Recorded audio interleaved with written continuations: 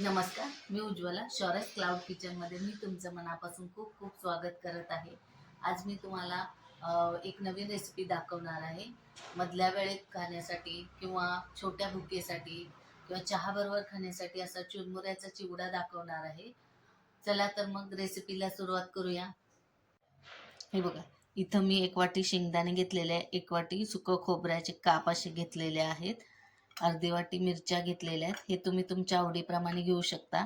एक वाटी डाळवं घेतलेलं आहे, अर्धी वाटी ही लसूण किसून घेतलेला आहे म्हणजे चेचून घेतलेला आहे, अर्धी वाटी कढीपत्ता घेतलेला आहे, 2 चमचे पिठी साखर घेतलेली आहे आणि हे चवीपुरतं मीठ. हे बघा, चिवडा फोडणीसाठी इथे मी एक पातेलं ठेवलेलं आहे, त्याच्यात 4 पळी तेल घातलेलं आहे. हे बघा, 4 पळी तेल घातलेलं आहे. यात आता आपण हे बघा अर्धा चमचा हिंग घालायचा आहे, मोहरी 2 चमचे घालायचे आहेत,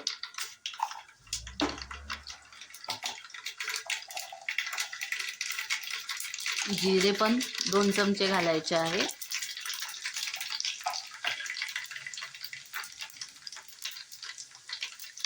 त्याच्यानंतर कढीपत्ता घालायचा आहे आणि मग लसूण हा ठेचलेला सगळा घालायचा आहे. मोहरी तडतडली आहे चांगली. आता हे चांगलं मिक्स करून घ्यायचं आहे. त्याला चांगला लसूण फ्राय होईपर्यंत भाजायचा आहे. लसूण थोडासा भाजला की मग त्याच्यात हे शेंगदाणे एक वाटी आहेत ते आधी भाजून घ्यायचे आहेत. शेंगदाणे भाजायला वेळ लागतात त्यामुळे आधी शेंगदाणे घालायचं आहे. हे चांगले खरपूस आपण तळून घेऊया आधी तेलात. शेंगदाणे भाजले की ह्याच्यात ह्या हिरव्या मिरच्या घालायच्या आहेत, त्या आणि अजून चांगल्या तळून घ्यायच्या आहेत. त्याच्यात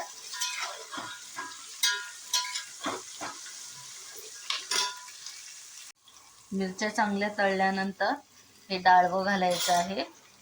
हे आता खरपूस असं तळून घ्यायचं आहे. याच्यामध्ये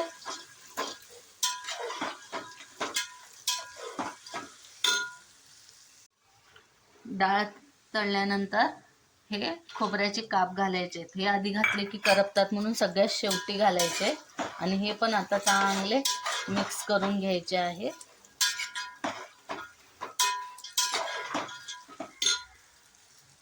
हे बघा, सगळं साहित्य आता खरपूस तेलात तळलंय. आता हा चमचा 2 चमचे हळद घालायची आहे.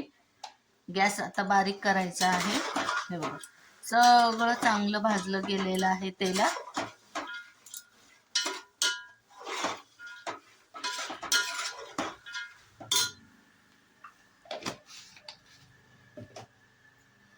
मीठही घालायचं आहे. वरून लागलं तर अजून नंतर घालता येतं, चवीनुसार मीठ घाला.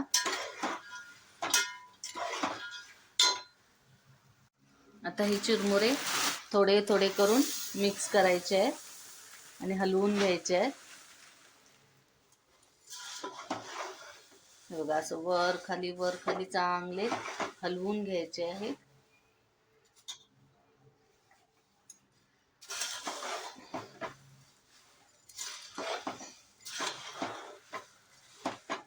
असे वर खाली गॅस एकदम बारीक ठेवायचा आहे. हे बघा, असे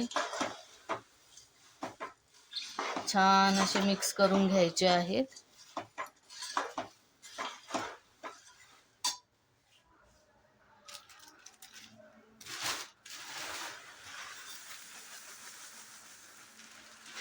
हे पण मी मिक्स करून घेते. हे बघा, असं सगळं मिक्स केल्यानंतर ही पिठी साखर ह्याच्यात घालायची आहे आणि मिक्स करायचं आहे. हे बघा, मिक्स करून हे असा झालेला आहे. हे एक पातेलं भरून थोडंसं मी याच्यात काढलेलं आहे. हा एवढा झालेला आहे. हे बघा कसा कुरकुरी आवाज ऐकू येतो, एकदम कुरकुरीत झालेला आहे. हे बघा, हे बघा प्लेटमध्ये मी काढून दाखवलेलं आहे, असा झालेला आहे छानपैकी. याच्यात तुम्ही कांदा, टोमॅटो, कोथिंबीर घातली, थोडीशी शेव, फरसाण घातलं की सुकी भेळ होते. परत चिंच आणि गुळाचं पाणी घातलं, पल्प घातला की ओली भेळ होते. मटकी शिजवून ती घातली, वरून फरसाण, बारीक पिवळी शेव की मटकी भेळ होते. असे 4-5 प्रकाराने तुम्ही हे चिवडा करून खाऊ शकता मधल्या वेळेत किंवा छोट्या भुकेसाठी किंवा चहा बरोबर खाण्यासाठी उत्तम उपाय आहे हा. आणि हा सुक्का असल्यामुळे 1-1.5 महिना चांगला असा पॅकबंद डब्यात ठेवायचा, म्हणजे असाच्या असा कुरकुरीत राहतो.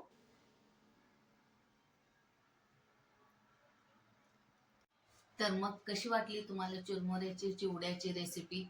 आवडली असेल तर घरी करून बघा, मला कमेंटमध्ये नक्की कळवा. हा व्हिडिओ आवडला असेल तर लाईक, शेअर आणि सबस्क्राईब करायला विसरू नका. हा व्हिडिओ शेवटपर्यंत बघितल्याबद्दल मनापासून खूप खूप धन्यवाद.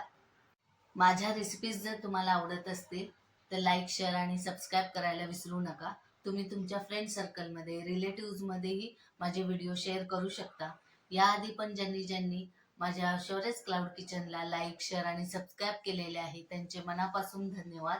असाच आशीर्वाद माझ्या शौर्यस क्लाउड किचनला राहू दे. मी नेहमी नवनवीन रेसिपीज घेऊन येत जाईल, तर नेहमी विजिट द्या माझ्या शौर्यस क्लाउड किचनला. धन्यवाद.